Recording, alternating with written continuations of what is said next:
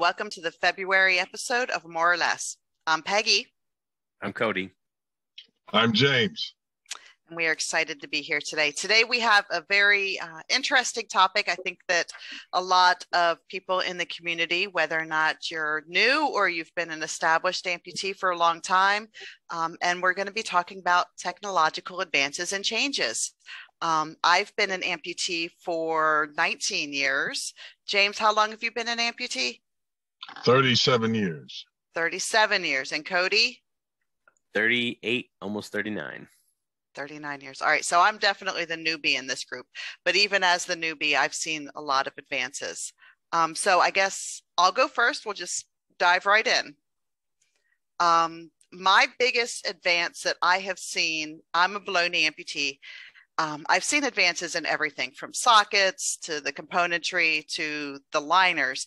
The liner has what has made the biggest impact in my life, mainly because when I started, I had just the sleeve and then the sleeve that came up over top of the socket and rolled all the way up my knee. I have thicker thighs than a lot of women, and the cover kept rolling down all the time. I could not keep this thing on my thigh. If it was hot, it would just automatically melt off. For the first 2.5 years of me living as an amputee, I couldn't wear jeans because I was constantly stopping and hiking this thing back up. And then one day my prosthetist called me and said, I know you hate your liner. I've been hearing you talk about it for 2 years. Come in, I want you to try something. I went in, I put on the seal-in liner, and I've never looked back. I don't have it roll down. I don't have to deal with the hot and heavy sleeves anymore. I like to keep things simple. I put on my liner, step into my leg, and I'm gone for the day. By far a huge improvement just in the quality of my life. The second one is the components. I started on a flex foot, so I can't really speak to the advances before that. I did wear the proprio foot for a while, which is a microprocessor ankle. I really, really liked it. It became outdated and clunky and stopped working, and I'm having trouble getting the next version. So, so now I'm in the ProFlex pivot and I love it. But the biggest advance for me has been in liners. James, I'm interested to hear what your biggest advance has been since you've been an amputee for 37 years. Wow, that's a great question. And when I began, sockets were extremely heavy, and it took a great adjustment to just get accustomed to the idea that I used to just wear tube socks. I didn't have liners, and the idea was once you became an amputee, you just had to get tough, let it get callous, endure pain. Once you got numb to the pain and numb to the sores, the boils, then you can progress. And that was just the way of life for me. I had a satch foot with the bolt at the bottom of the foot, the little rubber tips. And that's all that I knew that was ever going to be available. It was life for me. The prosthetics, from the bolt to the bolted ankle that connected up through the socket that then attached to I used to have like a harness that would wrap around my waist that would go down, and that's how it secured the leg. But if my knee or the foot ever got a hit on it by a curb or running, it would dislocate my kneecap. So I used to have to just put it back in place and endure that as an athlete. And I thought that was the way life was until technology didn't change for me until I was 45. And at that stage, that's, of course, the first time I walked in to a prosthetist at my job. They put on a job fair and brought in these prosthetists. And I just assumed it's boils, problems, soak in hot water, trying to get the boils down enough, the swelling down enough to endure. If a sock sweat, I would have to just switch to a dry sock or not pull it up because wrinkles would cause problems for me.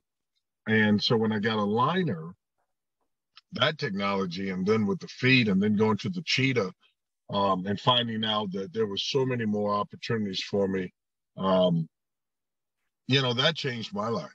I had never heard of Ulcer, any company. Really, I just had thought that my whole life would be lived struggling with the lack of advancement. And then finally, it was like going from Old Testament to New and saying, wow, my eyes are open. Cody, you mentioned you've been an amputee 2 years longer than I have.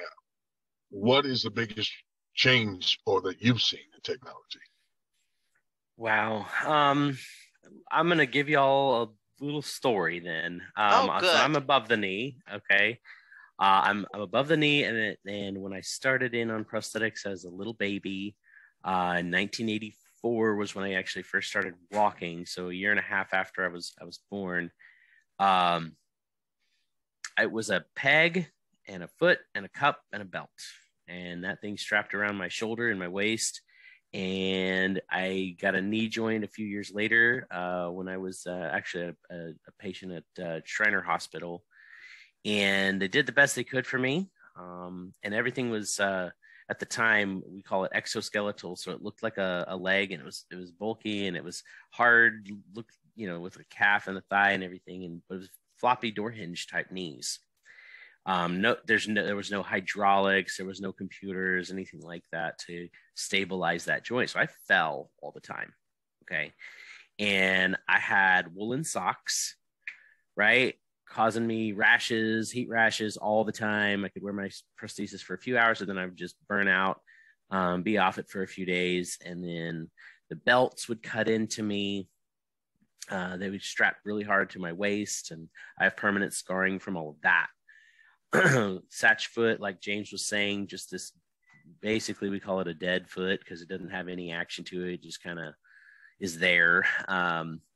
Feels like walking on a board, which is pretty much what it is. And then the development of hydraulics came along, so I fell less. So that would stop me from falling as often or as fast, maybe. Still fell quite a bit, learned how to take those in stride. And when I was about 16 years old, I was introduced to liners. Liners were great innovation. I was able to, utilize my prosthesis for longer. Still had to endure a lot of sores from all of that. They hadn't necessarily perfected socket technology, although I was around some of the forefront leaders in socket technology advancements at the time. So a few years later, I was introduced to microprocessor technology. That was a big advancement for me. I fell absolutely dramatically less than I had in the past. That was a great feeling. But I also developed back pain through all of that time. And, getting into my 20s and early 30s, I was able to get around and be stable, but in a lot of pain. So then, liner technology advanced. I'm now wearing something that is more stable than previous liners had been in other liner systems that I was in. I got a lot of pistoning. I don't know if anybody knows about pistoning, but my limb would do this a lot in the socket, so I'd rub a lot of sores. I'm in what's called an X5 liner from Oser, and it actually has 5 rings, and that seals me to the socket wall. I'm also in something called a direct socket, so it was actually made to my body while I was in the patient room.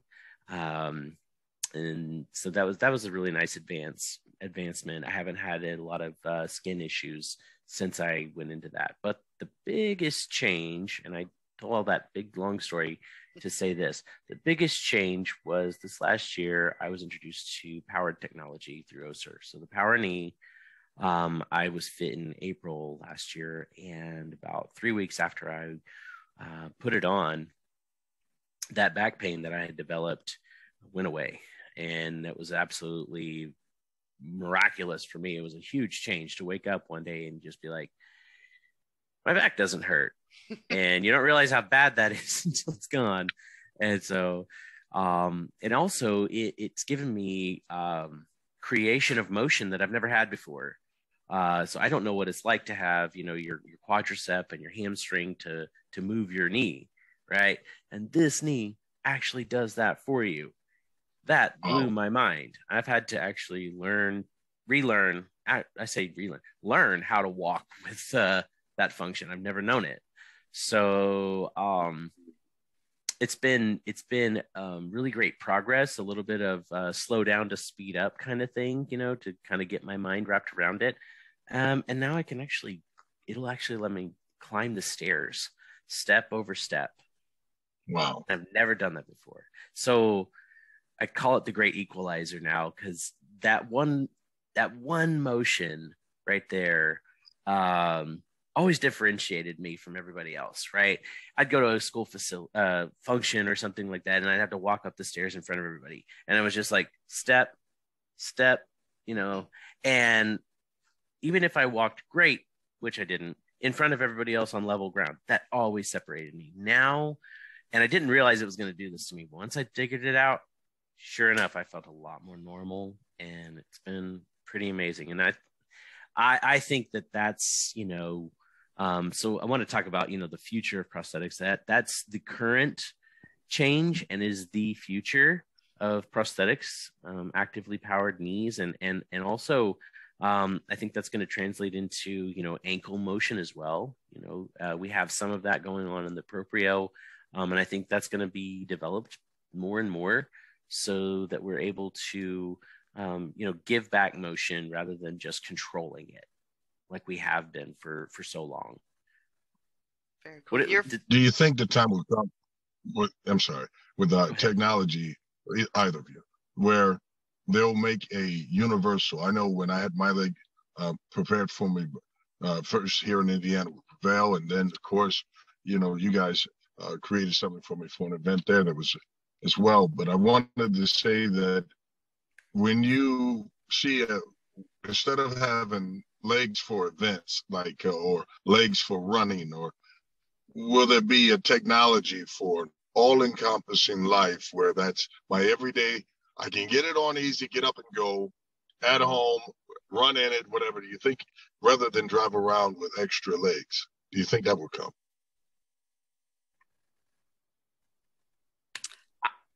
Go ahead, Cody. What do you think? I'll say this. We're getting there. We're melding the two ideas. I say we as an industry. I work in the industry, if I didn't already say that in the previous episode, but we're working toward melding the active and the daily life. I walk part of my time on a Cheetah Explorer, and that gives me a lot more spring to my step, but I can also walk on level ground. So if I wanted to jog, I can, but if I wanted to walk, I can. What do you think, Peggy? I think we're moving in that direction. I know historically that advances to prosthetics have really only occurred in chunks, and it's during wartime, right? Because that's when the industry receives an influx in R&D, and that's when all of these great advances that trickle down to the civilian amputee happen. I do think that we will get to a point where, especially it will happen, I believe, for below knee, obviously before above knee. And I think sorry, Cody. I think it's going to be something that can take you from, walking with your grandma to running on a track. I think that there's always going to be a place for those high-end, elite, highly specialized things that only the Paralympians or those who are very dedicated to their sport will have. But I'm hoping that there's something, and I think that it will happen sooner rather than later for BKs for the most part, where you can wear one leg for most activities. Mm-hmm. I hope that it gets to the point with the above knee. I think that once they perfect the power technology that Cody's benefiting from now and streamline it and honestly make it more durable, right? Because you're not going to run with your laptop. You're not going to run with your television. So you have to still be careful with that technology. Once they make it very rugged, kind of figure out how to create the otter box around it, right? To really protect all of the insides as well. I think that we're going to see another bump up in advancements there. That's just what I think. Yeah, I think what we'll see also is, as time goes by, the ability to control the prosthesis will increase. It has exponentially since I was a child. Suspension technology.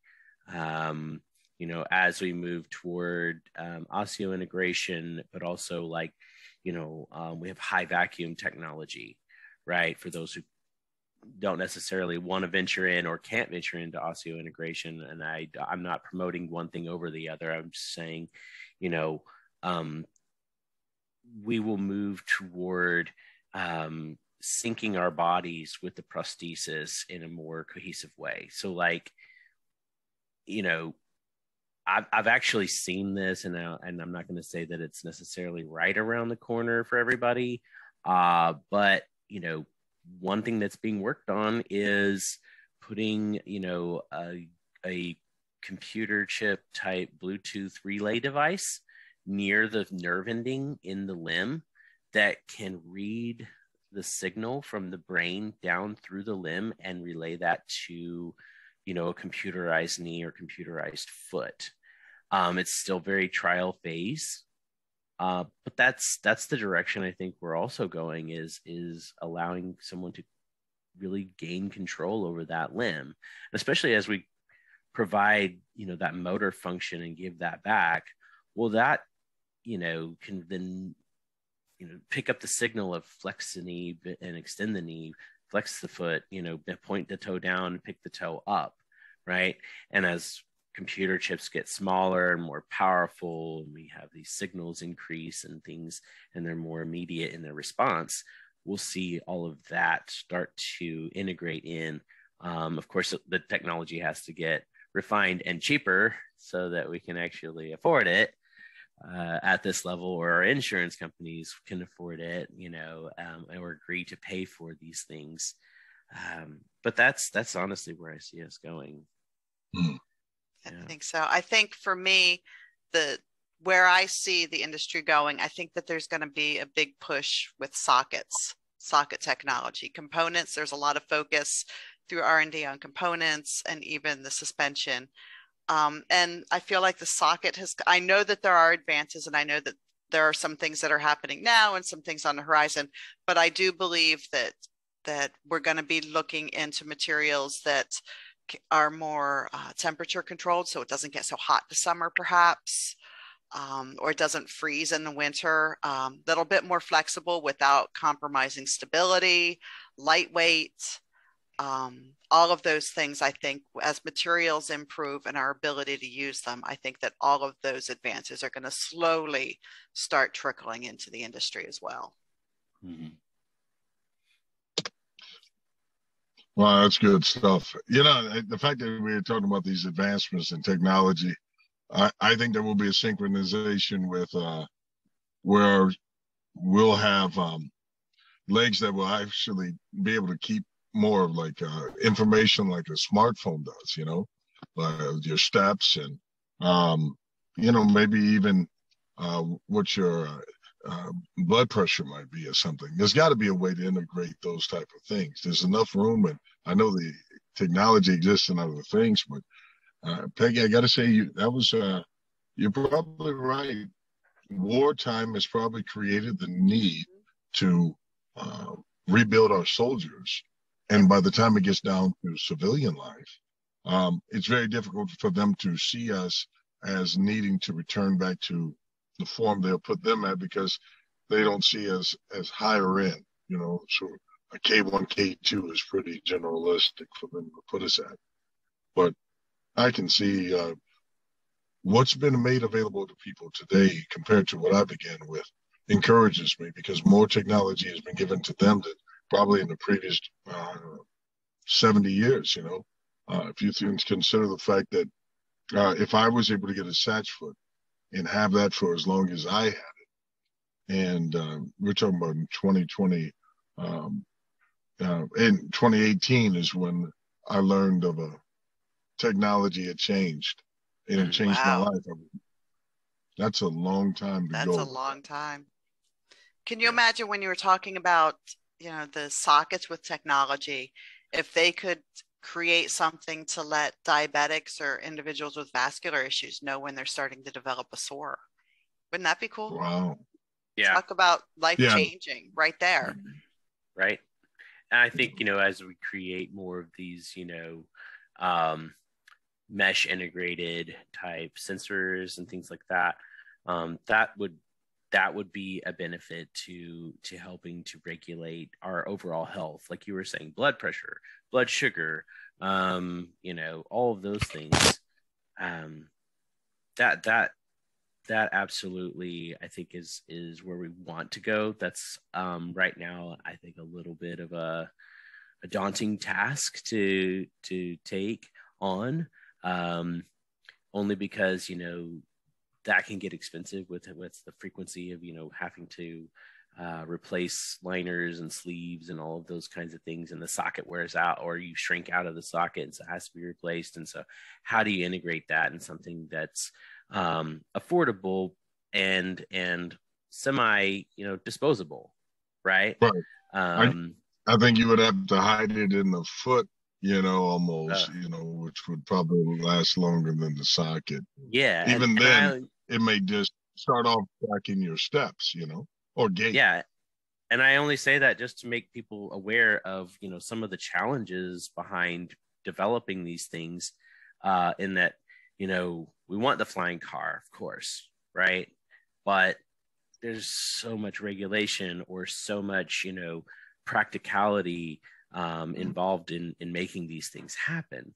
Now it's getting easier and easier all the time. It's like James said, it's just come so far in just a short period of time, honestly. In 38 years, I mean, to go from wooden legs to powered knees, wow, that's huge. And people running on these blades of carbon that were, pressed together and molded in very specific ways through material science, technology that just is making people as fast as Olympic athlete.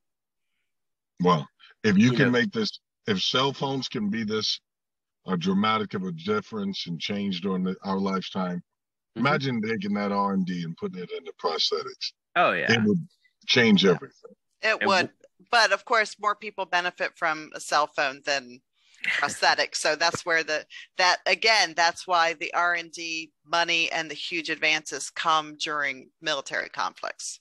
Yeah. Exactly. Yeah. And one other thing that I think we're going to move toward is, solving a lot of the issues that are seemingly secondary that cause a lot of primary issues like cleanliness, right? And, there have been advances now in cleaning technologies, because we understand that those types of issues can cause breakdown in your skin and irritation, rashes, bacterial infections, so on and so forth. We're moving into an era now where that will be standardized and made so that people don't have to worry so much about something that has been a plague. I say plague. It's been plaguing people for so long and been such a dramatic issue. But yeah, it's going places. I tell people all the time, there's never been a better time in history to be an amputee. I mean, absolutely. And in 5 years, we'll be saying the same thing again, because I do believe that all of these things, whether or not they're going to be the great leaps or the baby steps, but we're not going to go backwards. We're going to keep moving forward. And it's exciting. I mean, does it stink sometimes? Yeah. But it's still better than, what my grandmother would have had to walk on. So absolutely. Soon we'll have legs, Peggy, that will be like maybe Tesla will make them, and we'll have Cody out here floating around like he's on a hoverboard or something, But whatever it is, I know what the best part of it is, that I have you guys to take that journey with me. And absolutely. as we bring the whole limb loss community with us, as everyone that watches us knows, that We do this not to reminisce and talk about our challenges and things, but so that you have people who are here that share your experiences, that speak things that maybe make you more aware. It's great that Cody spends his time hanging out with uh, clinicians for no reason, but Peggy and I, we're just regular people. We don't want to hang out and just see clinicians and stuff all day. But we're all together. We bring our experiences together so we can benefit each and every one of you. And I hope you guys continue to tune in, watch us, be a part of this journey, and let us be a part of yours. I love that ending. Cody, you want to say your little blurb about sponsoring? I do. So this podcast is brought to you by Baker Orthotics and Prosthetics, and I want you to know that we're here for you to provide the best solution, the most appropriate solution for your life and your mobility. And we want to keep you functional every day.